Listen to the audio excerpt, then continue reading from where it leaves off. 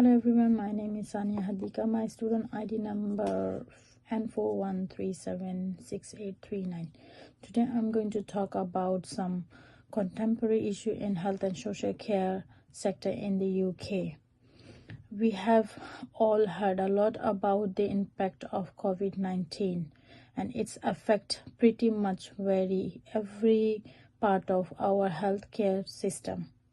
Today I'm going to look at how COVID-19 changed things, how it impacts the NHS and social care service, and most importantly, how we can improve things moving forward.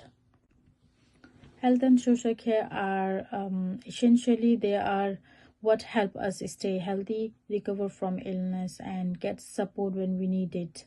But as we all know, the COVID-19 pandemic tested these services.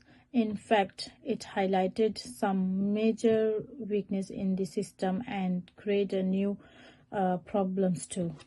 So today I want to cover the key issue affecting health and social care right now and why we need to focus on our personal centered care.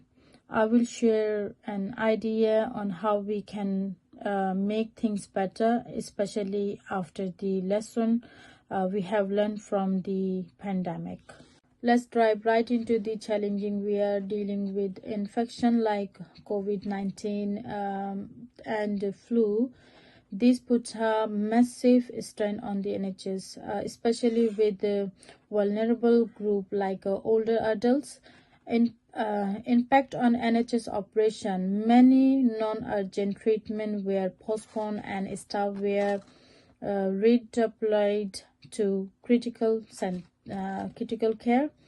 Access to the health care. The pandemic made it harder for people to get a medical appointment. In fact, 20% couldn't get the appointment and 10% avoiding care because they were afraid of catching the virus. Wider impact. COVID-19 took up most of the NHS attention, causing delay in treatment for conditions like diabetes and heart disease. Social care service also struggle, leaving many older adults without the care they needed at home. Impact of contemporary issues. These issues have had serious consequences. Delayed treatment. Many people with a chronic condition couldn't get care on time. Imagine someone with the diabetes missing regular checkup. This can lead to serious complication like vision loss or even complexion because their condition wasn't monitored properly. Telemedicine. Video call and phone appointment were helpful but not for everyone. Older adults or people without good internet struggled. Staff redeployment. NHS staff were moved around to focus on COVID-19. Retired doctor and nurses even came back to help. More A&E visits.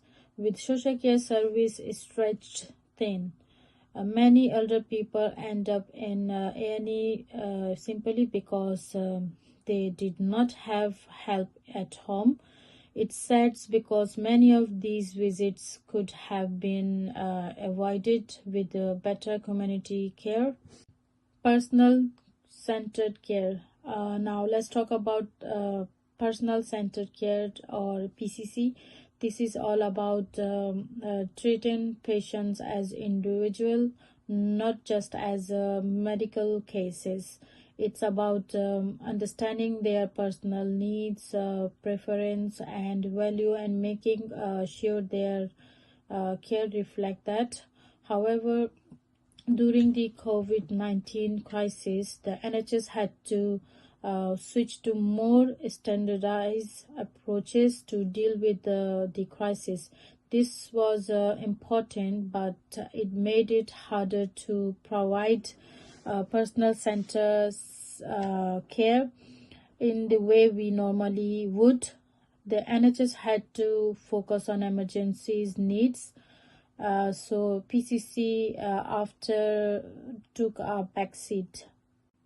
Telemedicine helped by keeping patient connected to the doctor, but it lacks the personal touch of in-person visits. Video call works for simple checkup, but it's not the same when discuss complex health issues. NHS staffing issues is post-pandemic. Next, let's talk about one of the biggest issue we're still dealing with the NHS staffing. Long waiting times, because many treatment was postponed during the pandemic. There is now a huge backlog of people waiting for care. People are still waiting for surgery or treatment that were delayed, and this has made waiting lists longer. Staff shortage. Many NHS staff are tired. Some have left their job due to stress, while others have retired early. This puts more pressure on the remaining staff, and it's affect the quality of care. Hypothesis to minimize service disruption. So how can we improve things going forward? Here's an idea. If we hire more healthcare worker, improve telemedicine, and manage resource better, we can reduce service disruption and improve patient care. This idea focus on building a strong workforce, making digital health tools more accessible, using resource efficiently. Now the step 2, test the hypothesis. To make this happen, we need to recruit more staff, create recruitment program to attract and keep healthcare workers, and offer better support for them. Improve telemedicine, make digital healthcare service easy for everyone to use, especially for those who are older and don't have much experience with the technology. Optimize resource, use data to better manage hospital resource, and ensure both COVID-19 care and regular health service are balanced. Potential outcome: if we follow these steps, here is what we could achieve. Shorter waiting times. With more staff, patient wouldn't have to wait as long for a treatment. Stronger workforce. A larger well-supported workforce will help reduce stress, leading to better job satisfaction and higher quality care. Better patient care. Forcing on person-centered care, we ensure that everyone's individual needs are met. Conclusion. To wrap up, COVID-19 has shown us that our health and social care system is under more strain than ever.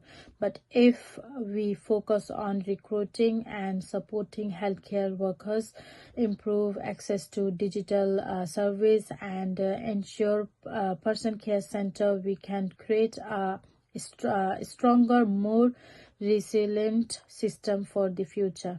Thank you for the listening, and take care. Bye.